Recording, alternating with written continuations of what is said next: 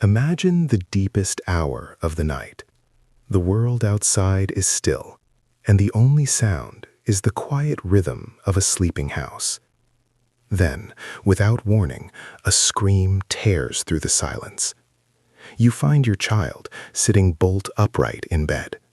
Their eyes are wide open, but they are not seeing you. Their face is a mask of pure terror. Heart racing, breath coming in ragged gasps. You call their name, but the sound doesn't reach them. For a few agonizing minutes, they are lost to you, thrashing against an invisible threat. Until, just as suddenly, the storm passes. They lie back down and drift into a sleep so peaceful it seems impossible. By morning, they will remember nothing. This is the unnerving world of a night terror. Known clinically as a parasomnia, it is an event that blurs the line between sleep and waking, a disorder that involves abnormal behaviors and perceptions.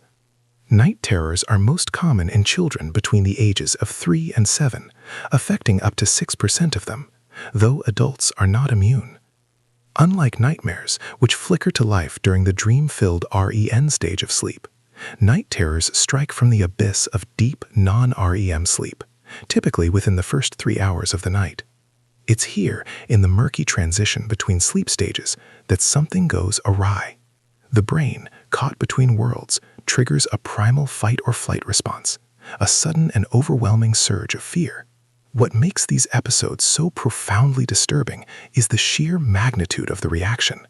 The body is in a state of full alarm, sweating, screaming, kicking, yet the mind remains locked in the deepest chambers of sleep. Any attempt to comfort or awaken the person is often futile. It can even prolong the terror. For a parent, there is a unique and chilling helplessness in watching a child endure something so horrifying, something they will have no memory of by the light of day. The precise causes remain a mystery, but several factors appear to conspire in the dark. Genetics often play a role, as night terrors tend to run in families. Sleep deprivation, stress, fever, or any disruption to a familiar routine can tip the scales. It can be something as simple as a new room, or as complex as the anxiety of starting a new school. While rare, underlying medical conditions like sleep apnea can also be a trigger. But what truly sets a night terror apart from a simple nightmare is its profound disconnect from consciousness. A person waking from a nightmare is frightened, but present, often able to recall the source of their fear. During a night terror, the person is trapped, partially awake but unreachable, with no memory of the event afterward. It's a dramatic, mysterious, and almost supernatural display of fear. And while these episodes are typically harmless and fade with age, they serve as a stark reminder that even in our own minds, in the quiet of our own homes, there are dark corners we cannot fully comprehend. But what if that terror isn't just a dream? What if it follows you into the waking world through the one device you keep closest to you? Imagine your phone rings in the dead of night.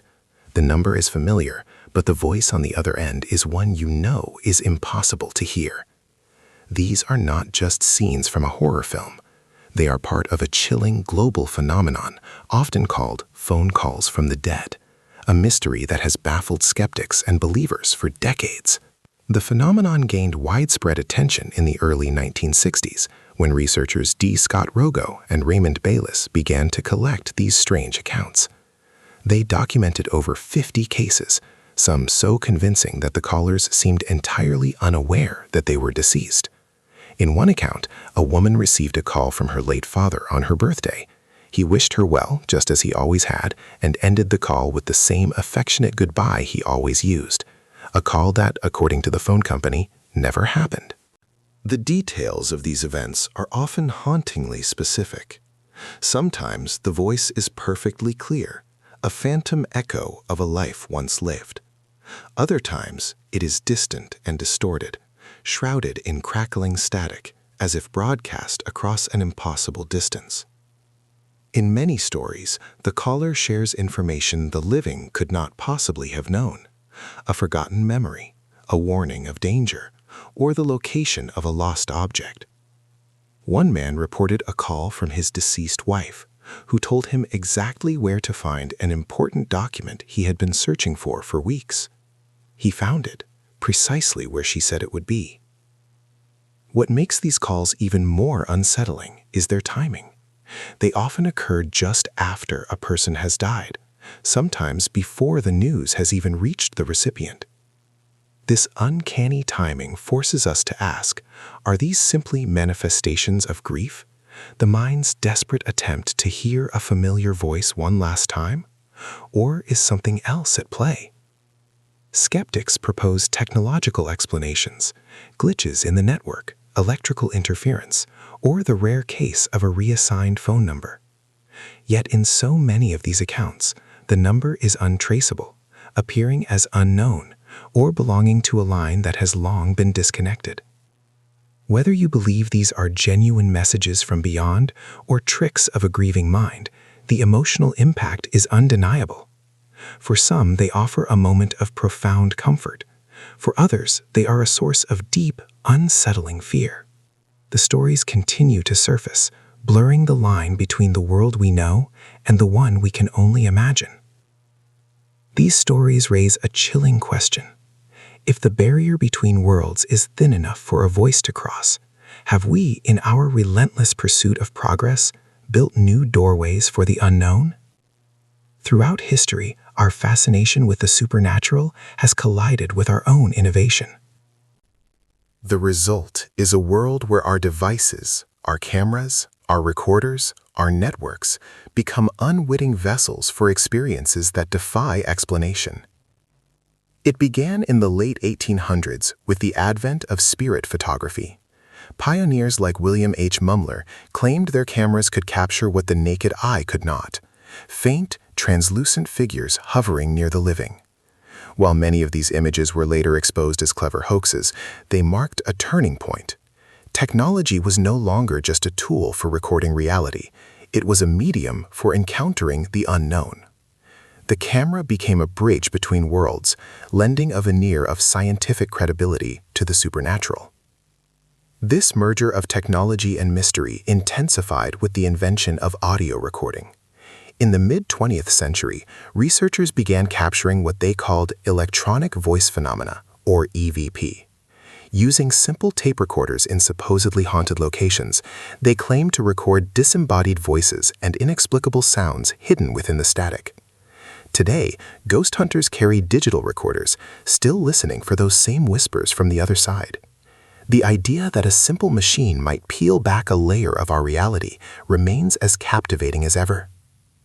The internet age has amplified this pursuit on an unprecedented scale.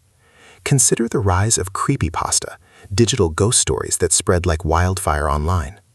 Legends like the Slender Man or the haunted video game Ben Drowned blur the lines between fiction and a shared participatory folklore. Viral videos of strange apparitions and audio clips of unexplained noises circulate endlessly, fueling debate and fear. Here, technology doesn't just document the supernatural, it actively creates and spreads it. Even our smart homes are not immune. Reports of smart speakers laughing unprompted or security cameras capturing eerie, fleeting shapes in empty rooms have become the ghost stories of our time. As our technology grows more complex, it seems to develop its own phantoms. In every era, our pursuit is the same. We build new tools, new machines, new networks, and through them we continue to seek, and sometimes find, evidence of a world that exists just beyond our own. And so, our technology becomes a new kind of mirror, reflecting things we were never meant to see. But sometimes, you don't need a device at all. Sometimes, the encroachment of the unseen is far more personal. Imagine standing before a mirror, expecting only your own reflection, but sensing something else, just at the edge of the glass. A presence you can feel but cannot see. This sensation is a primal human fear, one rooted in folklore, psychology, and the very way our brains are wired. Cultures across the globe have names for these encounters.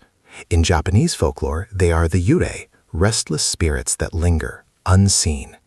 In Western traditions, they are shadow people, dark, fleeting silhouettes that vanish the moment you turn to face them. These stories tap into a fundamental truth, the unsettling feeling that we are not always alone. Psychology offers an explanation in a phenomenon called pareidolia. Our brains are hardwired to find patterns, especially faces, even in random stimuli. It's a survival instinct. In low light or moments of high stress, that coat slung over a chair can momentarily become a lurking figure. The flicker of movement you catch in the corner of your eye is your brain misinterpreting a shadow as a threat. Is it merely a trick of the mind, a cognitive ghost born of our own anxieties? Or is the mind simply recognizing a pattern that is truly there? In the modern era, this encroachment has found new pathways. Security cameras capture inexplicable orbs and blurs of light. Infrared sensors detect heat signatures where there should be none. The unseen now extends into the very fabric of our connected world in the form of digital phantoms. Algorithms that track our every move, that predict our desires, that operate in ways we cannot fully comprehend. These are the new shadows in the mirror, unseen forces that shape our lives. When that feeling of being watched escalates, when the shadow in the corner of your eye seems to solidify, the result can be a silence more terrifying than any scream, a sudden, inexplicable absence. The morning after a disappearance is not a time of clarity, but an escalation of confusion. A void is left behind, a coffee grown cold on the counter, a bed unslept in, a phone left charging on a nightstand. Investigators call the first hours the golden window, a brief period when the trail is still warm. But often the scene offers more questions than answers. There are no signs of a struggle, no forced entry. Neighbors heard nothing. It's as if the person simply ceased to exist. Forensic teams search for clues, dusting for prints that aren't there, scrutinizing digital footprints that lead nowhere. A final, cryptic text message, an unanswered call in the middle of the night, a digital ghost frozen in time. The most terrifying evidence is often the lack of it. It's the chilling vacuum where a life used to be, a mystery that deepens with every passing hour. And in the quiet spaces left by these disappearances, new stories are born. Whispers of a modern curse, one that travels through the very networks that connect us all. They call it the +1. It isn't a guest at a party or a mistake in a calculation. It's a contact that appears on your phone after a loved one has passed, their name just as you saved it, but with a chilling addition, a +1. The legend says the call will come in the dead of night. When you answer, you will hear a familiar voice, distorted by static, as if calling from a great and terrible distance. But then, another voice will break through, your own. It will be ragged, desperate, and pleading with you to hang up. Don't answer, it will say. It's already inside, because the legend says the +1 isn't a country code. It's a marker. It signifies that the one you lost has returned, but they didn't come back alone. They brought something with them, a passenger, an entity that followed them from the other side. And if you answer the call, you invite it in. It's a curse that spreads through grief, a horror story for an age where the dead are never truly deleted. They're just a contact, a memory, and a single, terrifying call away. And it's waiting for its turn to use your voice, to call the next person you love.